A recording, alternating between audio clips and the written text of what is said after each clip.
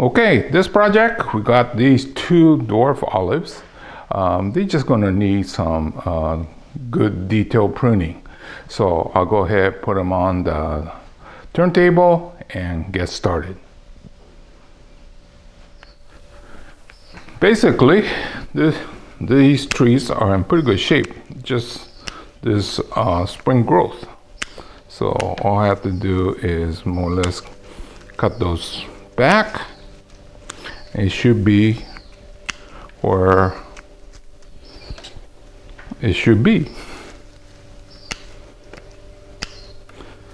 See, they are not deciduous, but after the long sleep, they're happy too. So they just grow like crazy. So these that are so long, just cut them.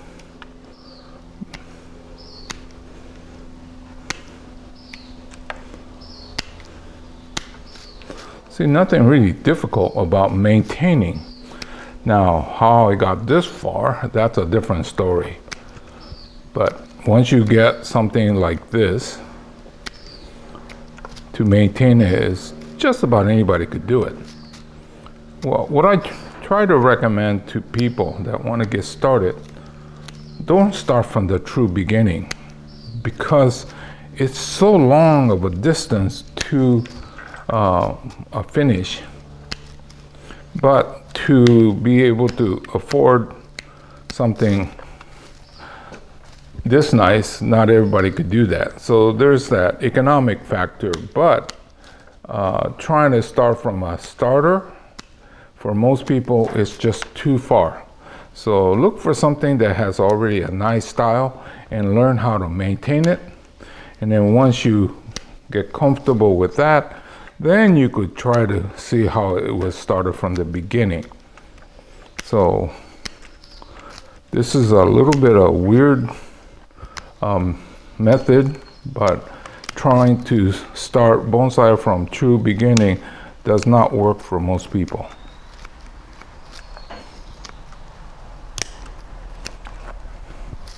But you can see that it's just a simple process of cutting it back to where it should have been, right? And that's basically it. And then every 3 to 5 years, we take it out of the container and we change the soil or put it in a bigger container. Generally, we just rework the soil and put it back. Okay, this is the front, and I'll turn it.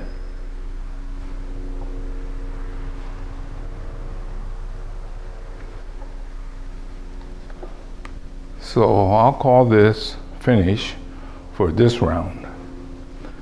Probably gonna need another 2-3 more trimming before we get to the winter.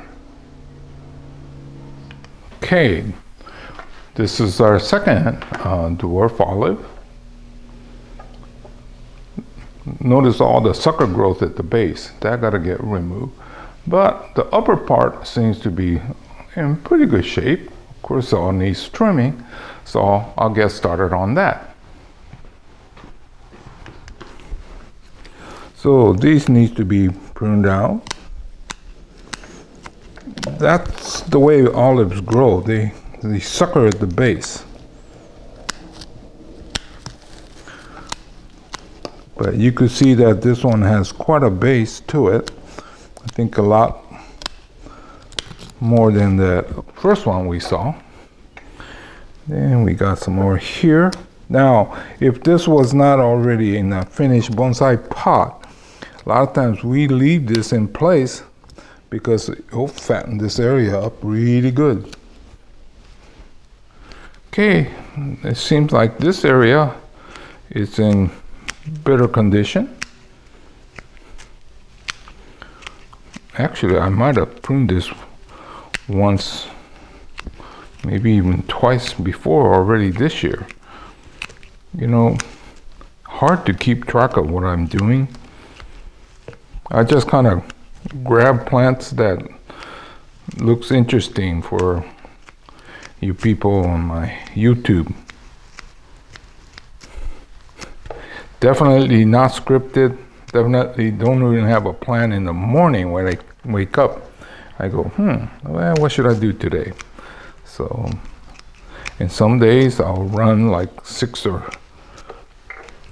more chapters in one day. And then if I have a sleepless night, I'll be up on my computer editing.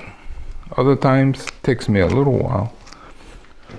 From this angle, you could see how big this base is.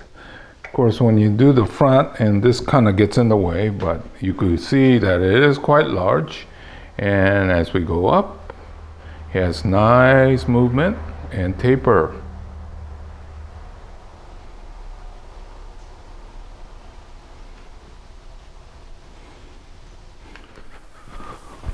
Okay, let's take a look. Backside. Actually, the backside looks good too.